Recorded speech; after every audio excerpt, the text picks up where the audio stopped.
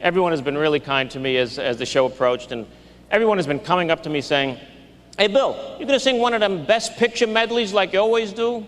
And the answer is, yeah. It's a watchable night for Oscar, Oscar, who will win? The 5 pictures nominated for Best Picture are... You talking to me? Did you have a brain tumor for breakfast? Then who the hell else are you talking? You talking to me? I'm funny how? I mean, funny like a clown and you. I'm Peter Venkman. We all go a little mad sometimes. Man that doesn't spend time with his family can never be a real man. Damn! I'm kind of a big deal. First rule of Fight Club is, do not talk about it like that. Yeah, baby!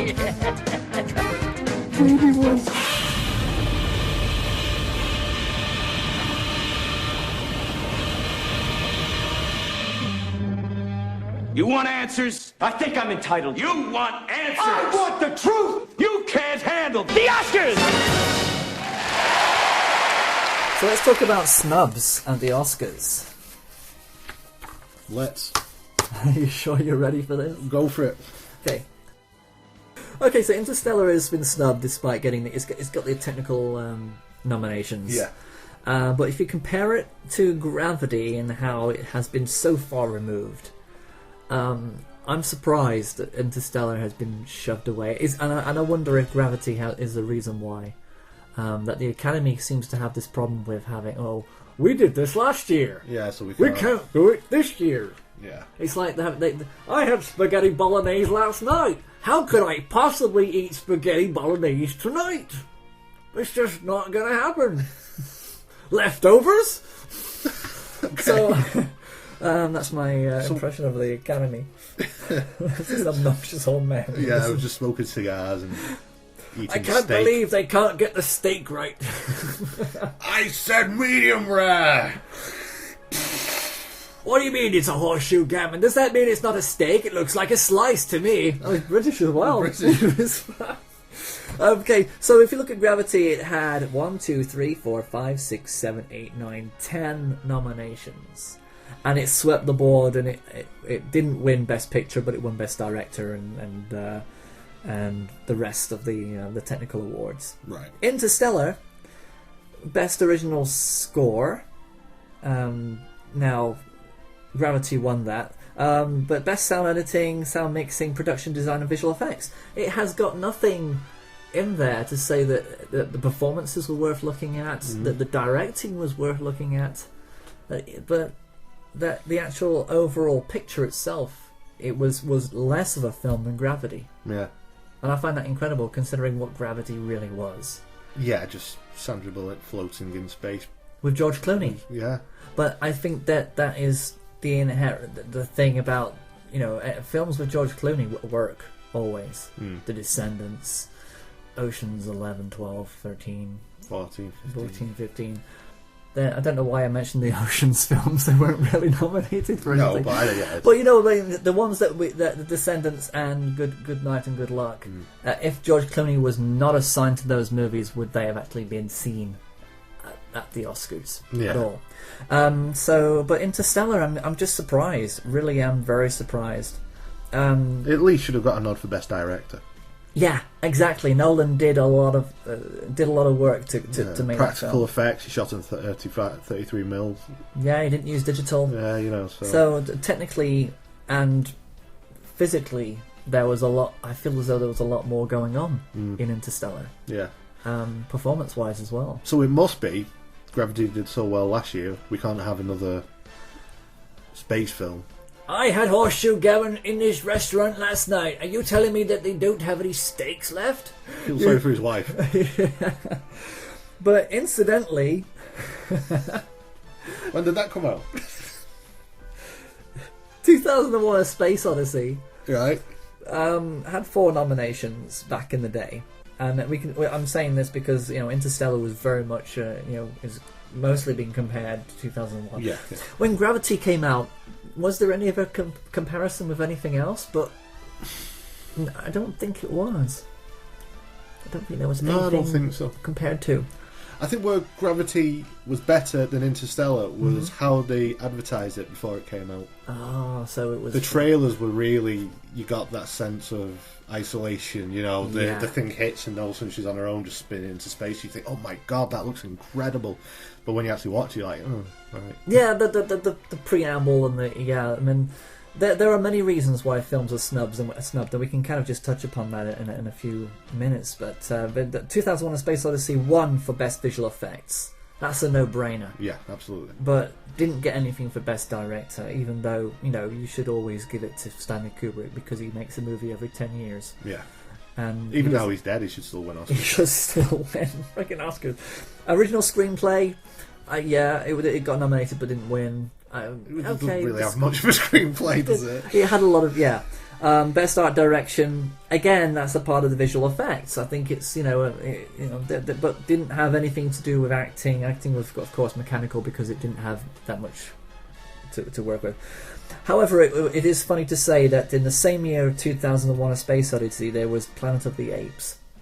Right. And they gave an honorary award to John Chambers for the makeup work that he did for Planet of the Apes. Okay. For the makeup, because the makeup was so good in Planet of the Apes. Now Arthur C. Clarke has a musing about this. He says that he wondered as loudly as possible whether the judges had passed over 2001 because they thought that they had used real ape men. How do you wonder loud? I wonder loudly. Right, Arthur C. I'm Clarke going to try and wonder loud. Right, you ready? Go on.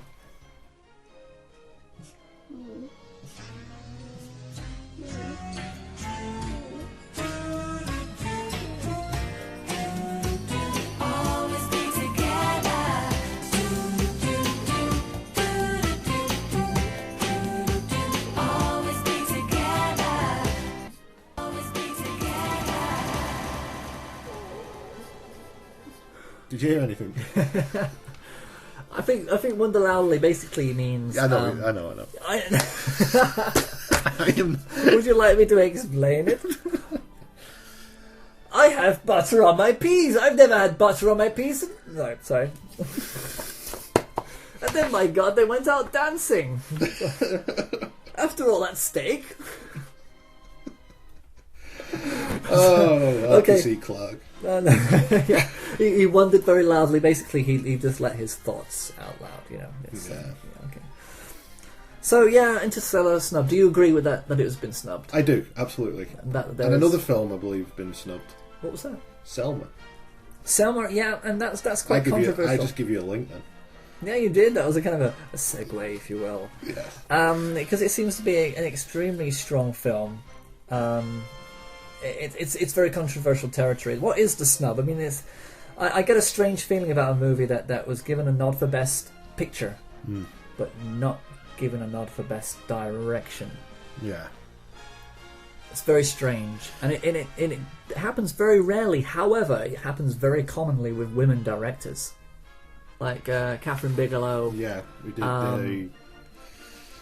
the Hurt Locker. The Hurt Locker. Yeah. She was nominated for the Hurt Locker, but there have been other films that she's done where Best Picture has been there, but director hasn't. Sofia Coppola, Lost in Translation, was another example where the film was nominated, but she, as a director, wasn't. So there is this kind of a feeling, this underbelly feeling of sexism.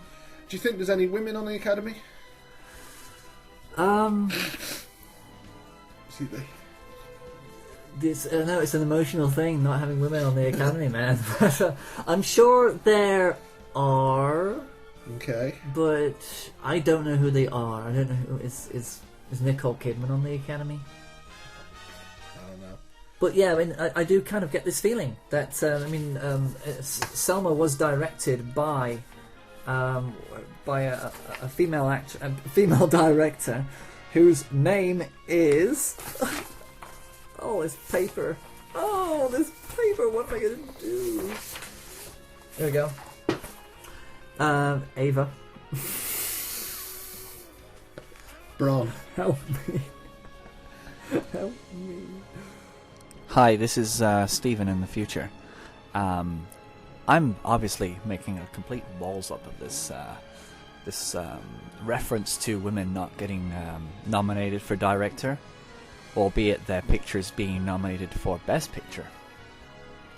And I'm here to report that there are actually 9 women. That Ava DuVernay is actually the 9th woman who is snubbed for the Best Director for a Best Picture nominee. The other 8 include Randa Haynes, Children of a Lesser God, 1986, Barbara Streisand, Prince of Tides, 1991, Valerie Ferris, co-directed with Jonathan Dayton, Little Miss Sunshine, Loveleen Tandon, Danny Boyle's co-director in India. He won the award, of course, then that's Slumdog Millionaire. Lone Scherfig, An Education in 2009, Lisa Cholodenko, The Kids Are Alright, 2010, Deborah Granick in Winter's Bone, and Catherine Bigelow for Zero Dark 30. It's interesting to note that only 4 women have actually earned nominations for Best Director in the history of the ceremony. That's Lena Wertmuller for Seven Beauties, 1976, Jane Campion for The Piano, Sofia Coppola for Lost in Translation, Catherine Bigelow for The Hurt Locker. Bigelow is the only woman to have won the award. Thank you very much. Back to past Steve, and may he bumble through this episode with a little bit more decorum now that I have gone back and fixed this for him. Okay, bye-bye. Yeah, I mean, there's a lot of reasons why Selma wasn't. I mean, that people were saying that Selma was given Best Picture because it was a token thing, because there weren't any black films. But do you know that they couldn't use Martin Luther's actual speeches? No. Because Steven Spielberg has the rights to them.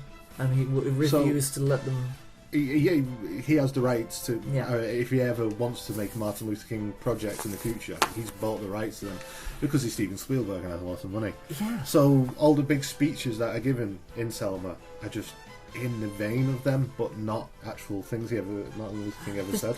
This is kind of thing. That, isn't it? It is interesting because that's a very unusual thing for him to do and to be.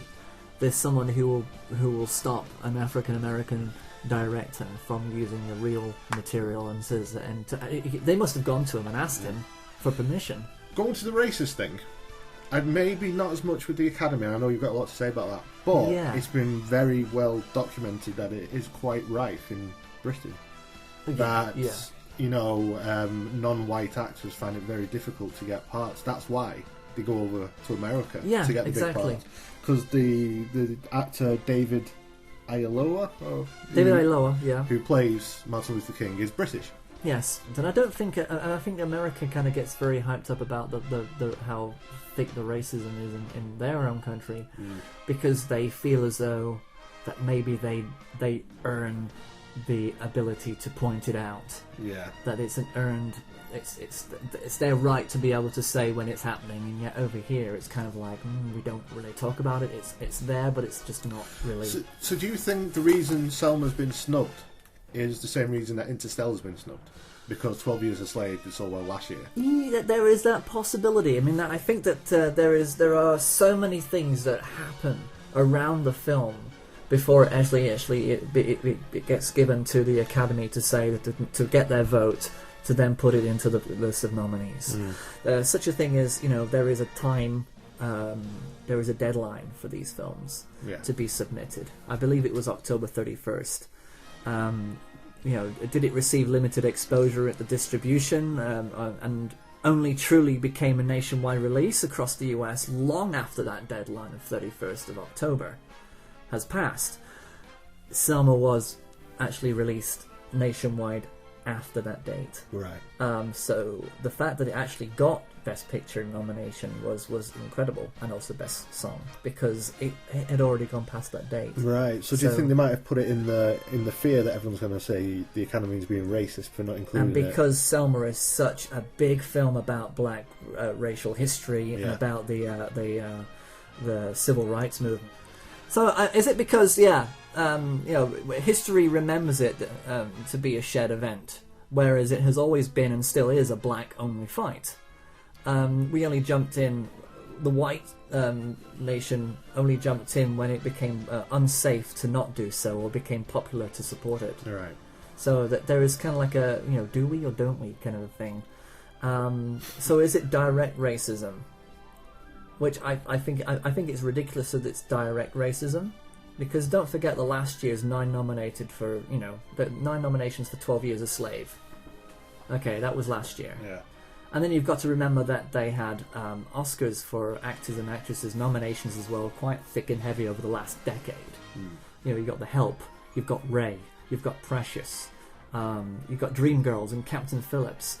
So many strong black performances, and then they've dominated for the whole 10 years. So as soon as they actually have a year where there aren't any faces that they want to see nominated, all of a sudden racism card. So I do feel as though that is it's a very quick assumption. That's like saying that your house is haunted just because an object moved. Yeah. You can't just assume that. You've got to look at everything and kind of make a decision that there might be money involved, or it might just be.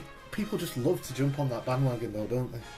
Yeah, and I think that sometimes they don't get the screeners out in time. Yeah.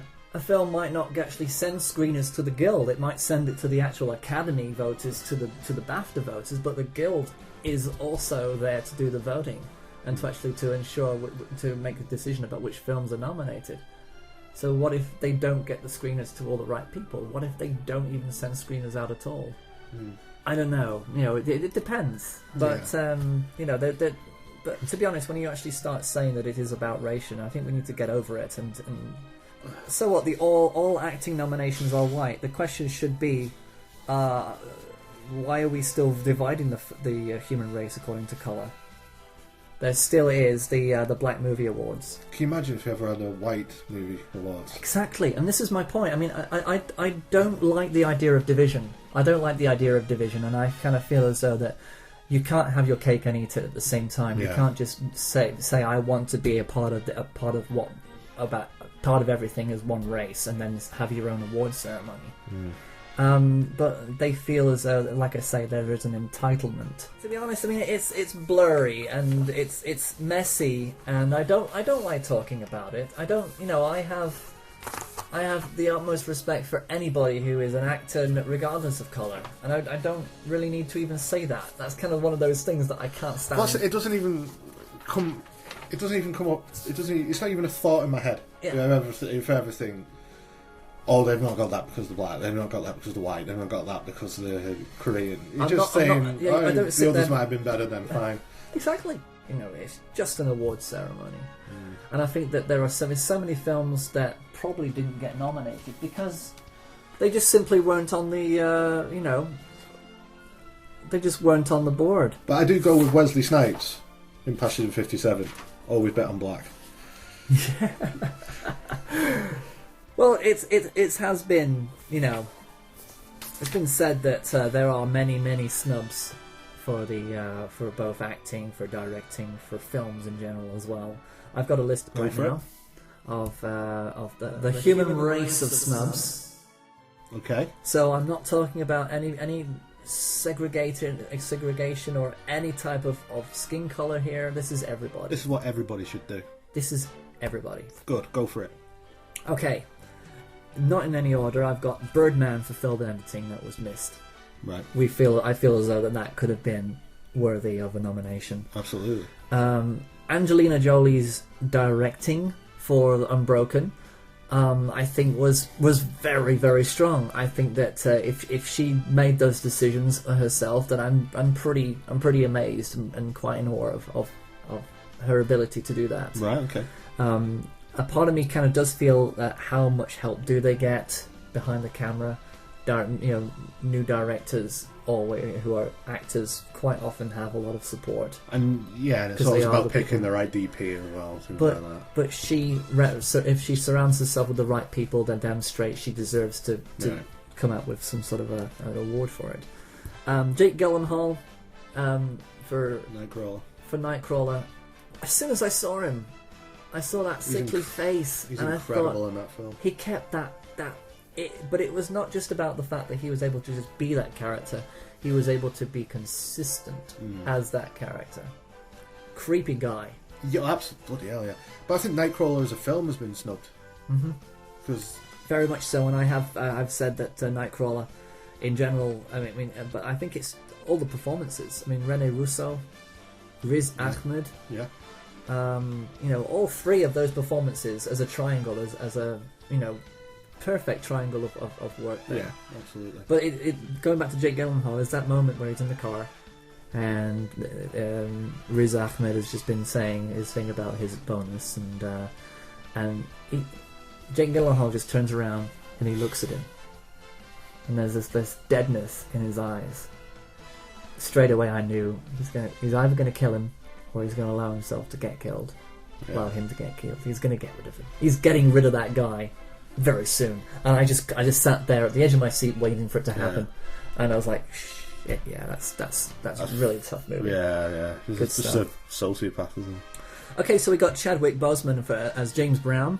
Get on up. Yeah, very good. I mean, that is an oddball character. I mean, James Brown was nuts as a person off stage and on stage. He was very over energetic character. Yeah, but to be able to, amazing. He had to learn how to dance for that role. He wasn't a dancer, but it wasn't. But he does it. He's amazing. But it's not even dancing. It's James Brown's.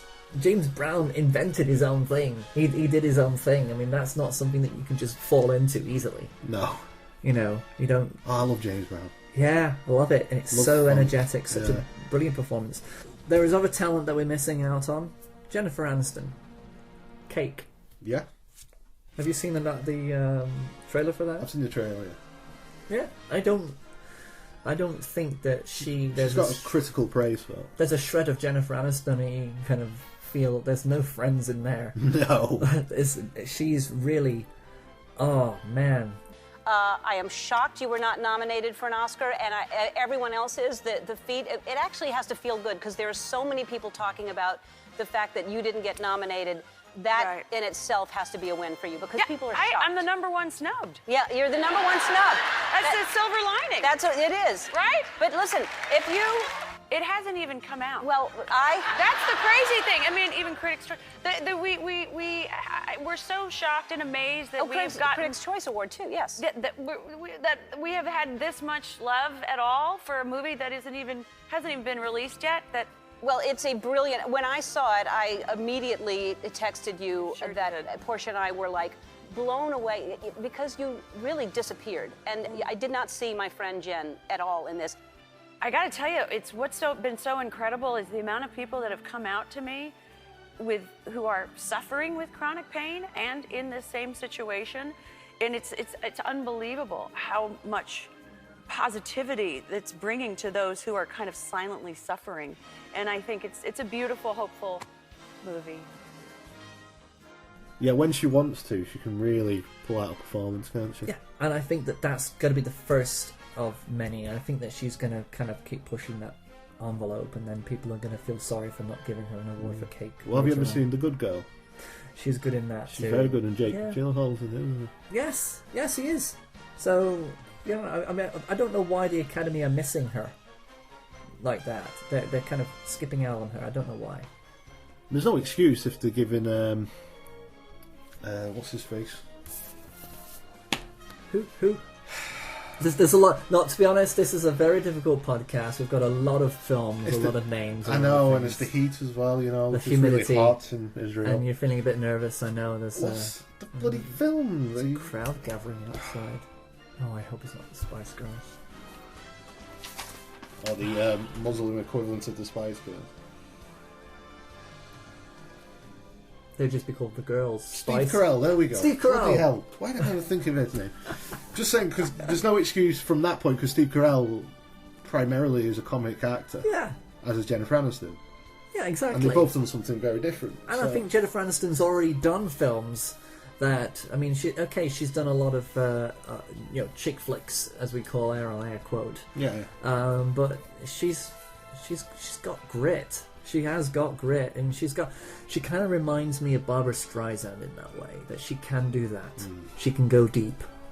and she can look at you and make you feel like you've just let yourself. Have you ever seen the Horrible Bosses film? She does go deep as well. Yeah, she plays an infomaniac in it. Oh, who, Barbara Streisand? No, Jennifer. Oh, in Horrible Bosses. Yeah, I did not know she was in that. Yeah. The second one got panned. We watched it recently. It's really good, really funny. They do get panned. I mean, I did mention Renee Russo. I mean, she's always. I kind of miss her because she was in the Lethal Weapon films, one of the Lethal Weapon films, and she was in Outbreak. Yeah, she was in two of the Lethal Weapon films. Yeah, was she 3 and 4. 3 and 4, yeah, she was, and I know I always found her to be enjoyable film. But a lot of the actors who you would expect to see at the Academy Awards are starting to do television now. A lot of actors, because I think television is now becoming a medium that's better than film for actors. And it's been like that for about a decade, but it's taken a lot of the mainstream actors a while to kind of realise it. And I think that films are now being owned by... there are... Disney. Yeah.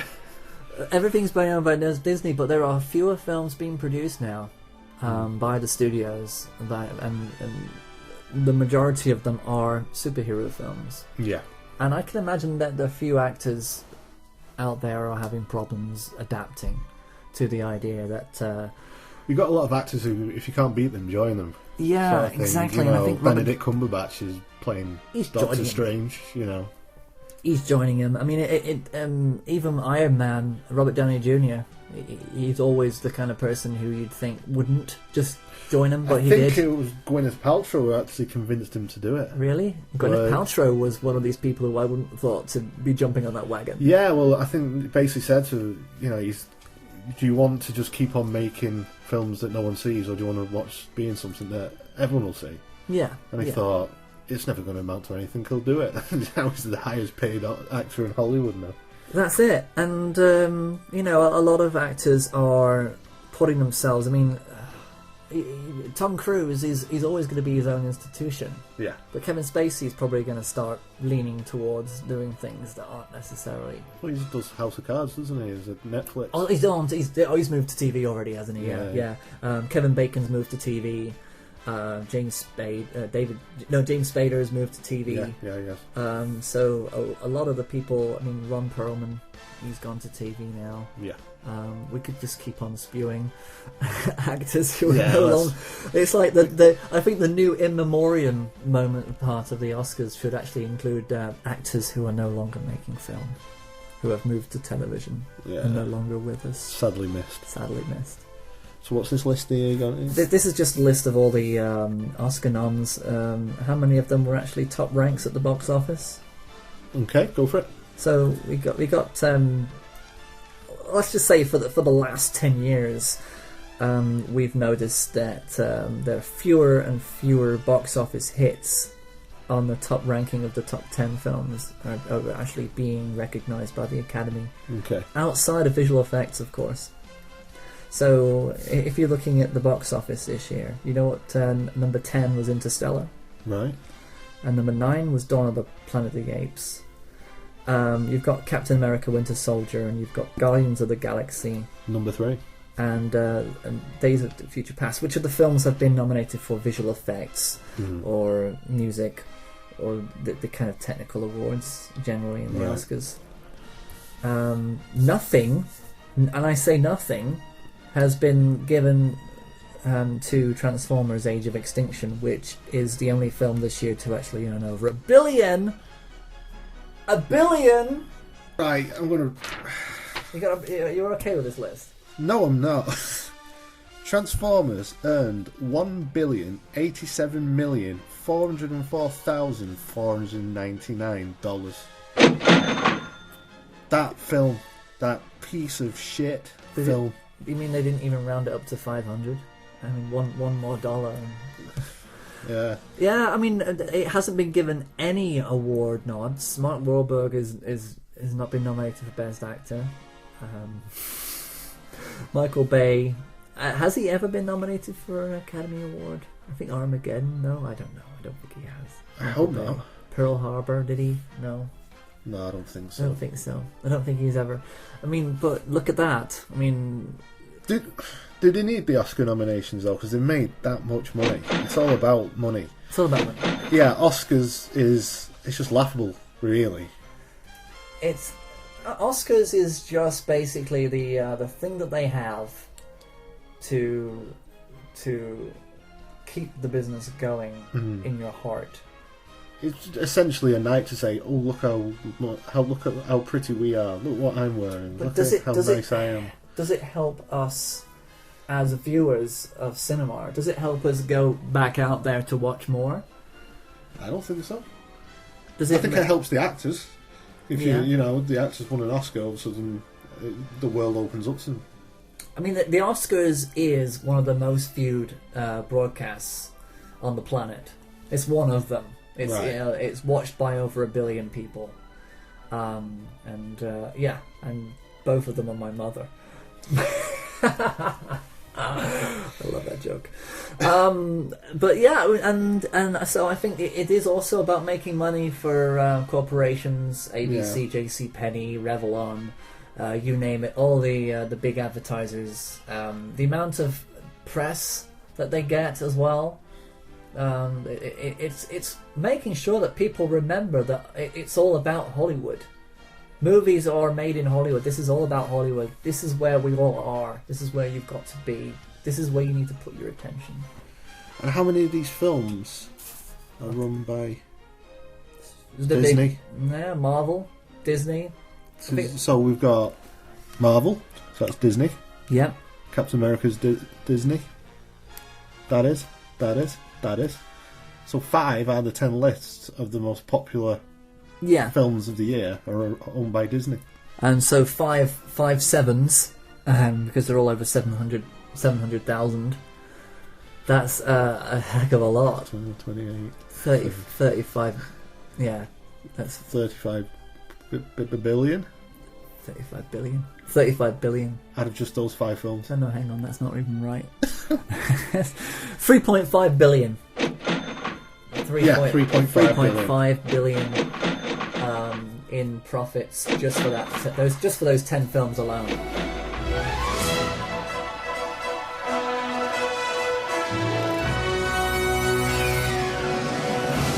So we're looking forward to watching the Oscars. Naturally, I don't think, unless my son is up all night long. I think on this occasion I will be watching it the day after. Yeah, I think I'll just wait for it to just appear somehow in the ether. Yeah, and then just grab it. Yeah, just grab it and watch it. Grab it and watch it. But I'm going to watch the whole thing.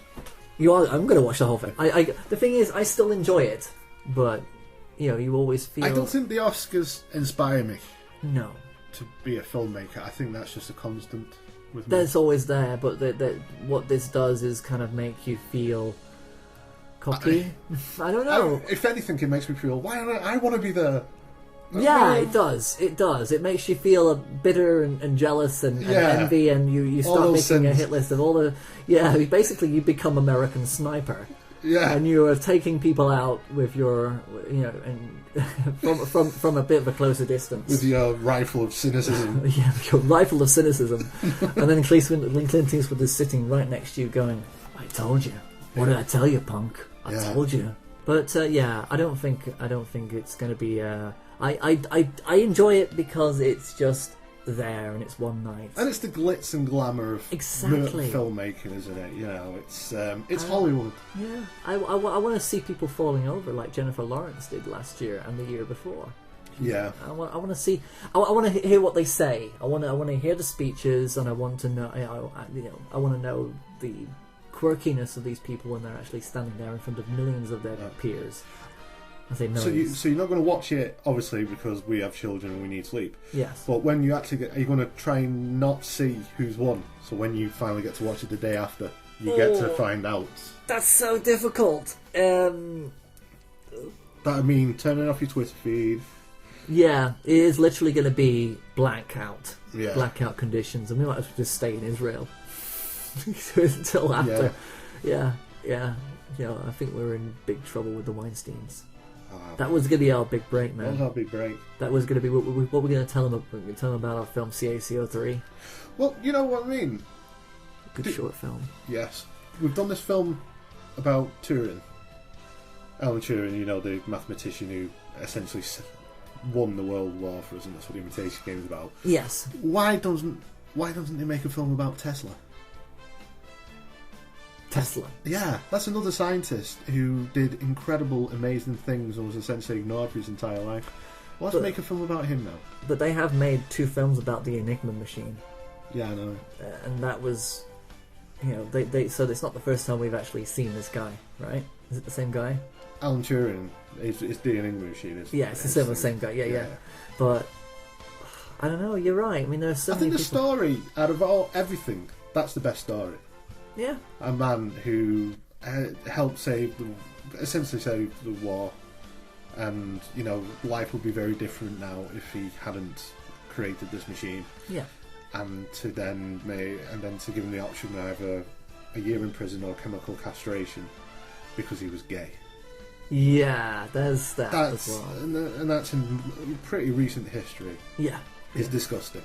Yeah. It's a horrible thing. So that's the best story, I think, out of all the films that we made. That is the best. It's not the best film, but I think that's the best story. Best story to come out of that. And the fact that the adversity and the fact that he was still punished for saving the world from... Exactly. He killed himself because he couldn't go to prison because his life was his machines. Yeah. He couldn't be away from them or he had no purpose, but because of the chemical castration, he couldn't work his machines anymore. He was just shaking. He killed himself. Yeah. It's disgusting.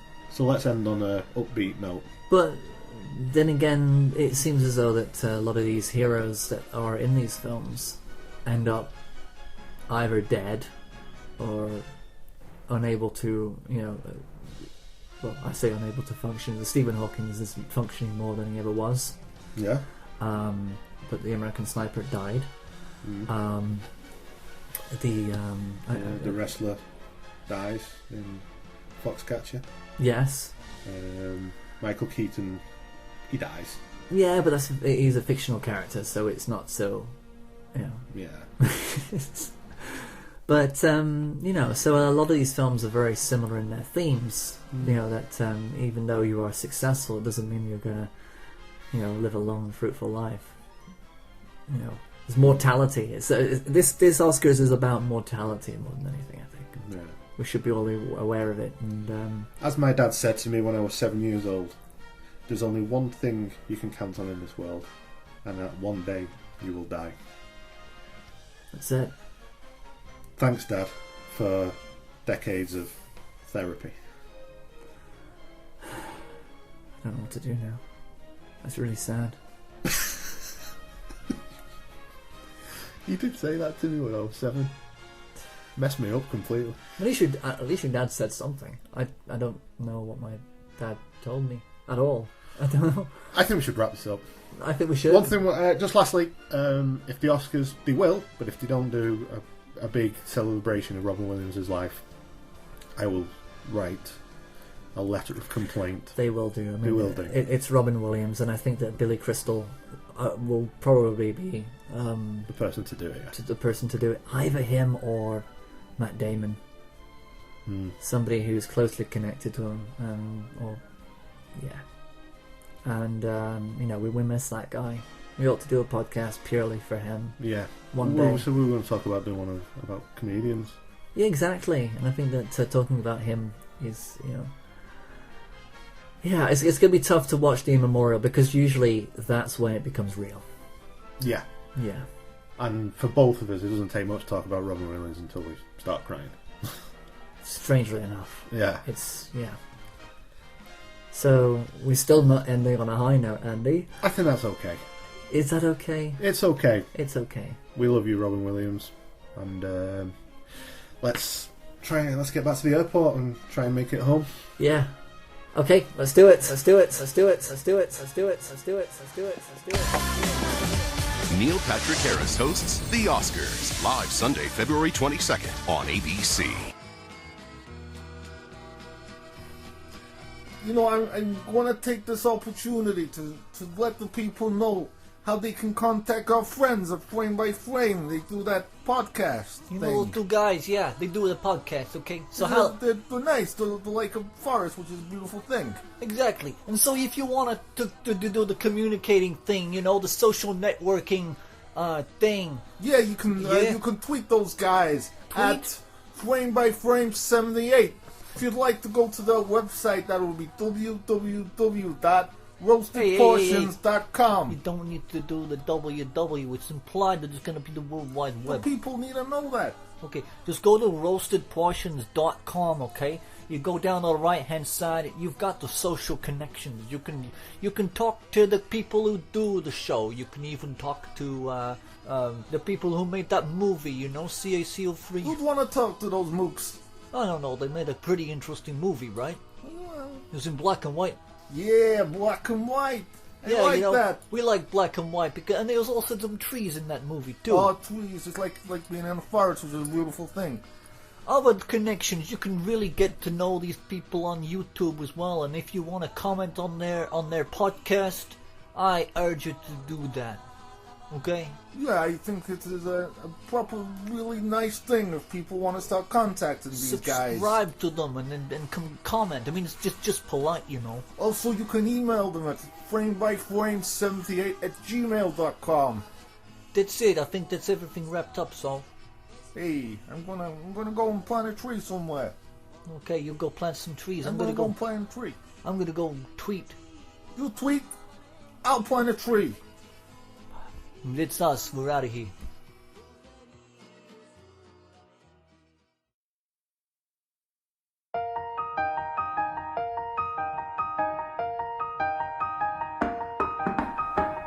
Do you want to make a podcast and create another frame by frame? We are consistent with it every week. The future's bleak. It's anybody's game. We owe it to our fans now, all 12 of them, and both of them are my mom. Do you want to make a podcast? You can even mention Spice Girls. Sounds like fun.